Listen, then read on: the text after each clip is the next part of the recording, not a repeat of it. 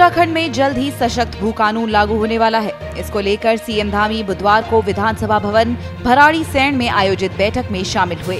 इस दौरान उन्होंने उत्तराखंड में सख्त भू कानून के संबंध में बनाई गई समिति और अन्य पूर्व उच्चाधिकारियों के साथ भू कानून के ड्राफ्ट पर चर्चा की।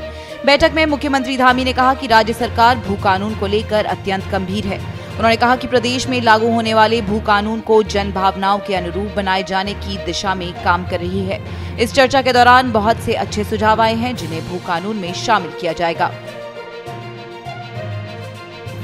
अब जल्दी ही चूंकि हमको भू कानून लाना है, लागू करना है, तो उसमें सभी के सुझाव बहुत महत्वपूर्ण हैं। आज हमने जो हमारे राज्य के बहुत अनुभवी और जिनका लंबा दीर्घ अनुभव रहा है और इस क्षेत्र में काम किया है, उन सभी वरिष्ठ हमारे जो सेवानिवृत्त हो चुके अधिकारी हैं, सबको भी यहाँ पर बुलाया था। सभी ने अपने अपने सुझाव दिए हैं, अच्छे सुझाव आए हैं और हम इसके बाद स्टेक होल्डर्स के साथ भी ये बातचीत करेंगे, उनके भी सुझाव लेंगे जो भी हितधारक हैं, और साथ में राज्य के प्रत्येक जो हमारे परगना हैं उन परगनाओं पर भी हमारे सभी लोग जो है उस पर चर्चा करेंगे। हमारे एसडीएम वगैरह, तहसीलदार और सबके सुझाव लेकर जो चीज़ें आएंगी उसके अनुरूप हम एक सशक्त भू कानून राज्य के अंदर लागू करेंगे।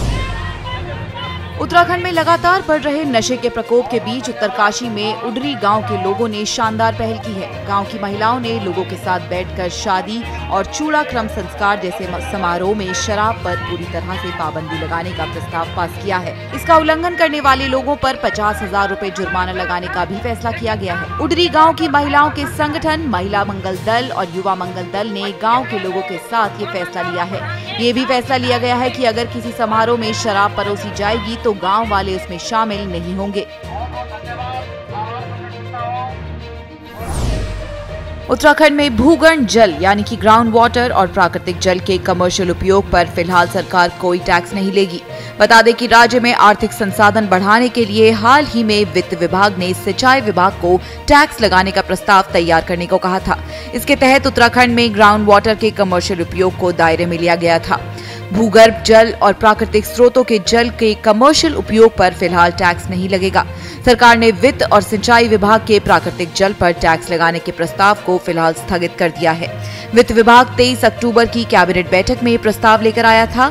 वित्त विभाग ने नया टैक्स 1 दिसंबर 2024 से लागू करने का प्रस्ताव दिया था। इसके तहत राज्य के भूगर्भ जल और प्राकृतिक स्रोतों के व्यावसायिक उपयोग के लिए जाने वाले पानी पर भी टैक्स लगाया जाना प्रस्तावित था। सूत्रों के अनुसार सिंचाई विभाग ने 5 विभिन्न श्रेणियों में 11 रुपए से 648 रुपए प्रति किलोलीटर का टैक्स स्लैब बनाया है, लेकिन सरकार ने वित्त विभाग के इस प्रस्ताव को हरी झंडी देने से फिलहाल इंकार कर दिया है। सरकार ने सिंचाई विभाग को नए सिरे से प्रस्ताव तैयार करने के निर्देश दिए हैं। जल कर पर अन्य राज्यों की व्यवस्थाओं का अध्ययन कर अब नया प्रस्ताव तैयार कर उसे कैबिनेट में पेश किया जाएगा।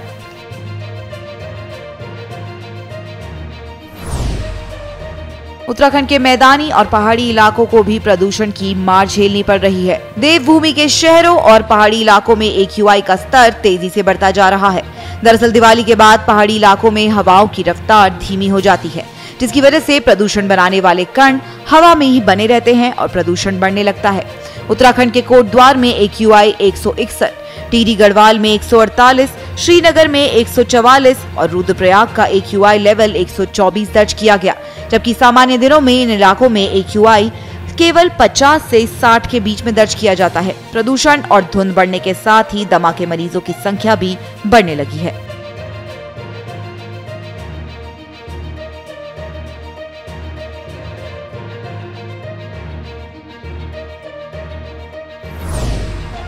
रुड़की की मंगलौर कोतवाली के पुलिस क्षेत्राधिकारी विवेक कुमार ने अर्धवार्षिक निरीक्षण किया और सभी पुलिसकर्मियों को जरूरी दिशा निर्देश दिए। साथ ही क्षेत्राधिकारी ने पुलिसकर्मियों से हथियार चलाने संबंधित सवाल जवाब भी किए। इस दौरान मंगलौर कोतवाली क्षेत्र के सभी पुलिस चौकियों के प्रभारी सहित मंगलौर कोतवाल भी मौजूद रहे। पुलिस क्षेत्राधिकारी विवेक कुमार ने बताया कि मंगलौर कोतवाली का बारीकी के साथ निरीक्षण किया गया है और जो कुछ कमियां पाई गई हैं, उनके लिए उन्हें ठीक करने के आवश्यक दिशा निर्देश पुलिस कर्मियों को दिए गए हैं।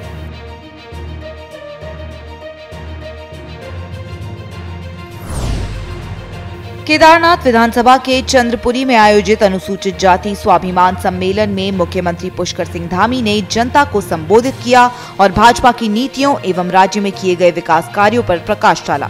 सीएम धामी ने इस मौके पर भाजपा प्रत्याशी आशा नौटियाल के लिए समर्थन मांगते हुए कहा कि केदारनाथ विधानसभा क्षेत्र के विकास और कल्याण के लिए भाजपा को विजयी बनाना जरूरी है।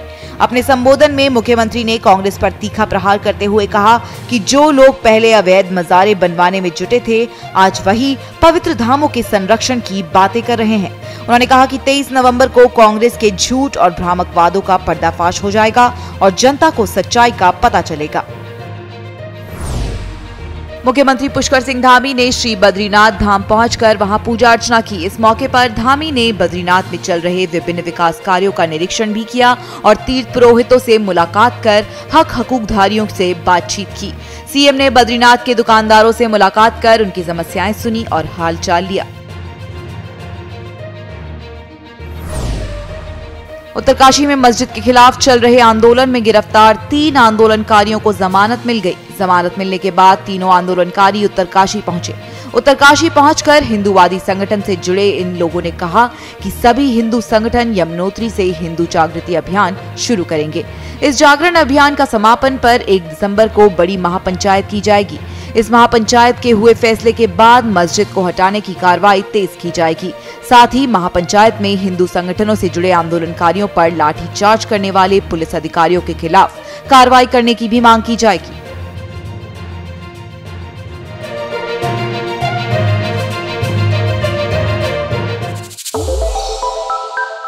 श्रेष्ठ उत्तराखंड पर खबरों से जुड़े रहने के लिए चैनल को सब्सक्राइब और लाइक करें, बेल आइकन दबाएं और देखते रहें श्रेष्ठ उत्तराखंड।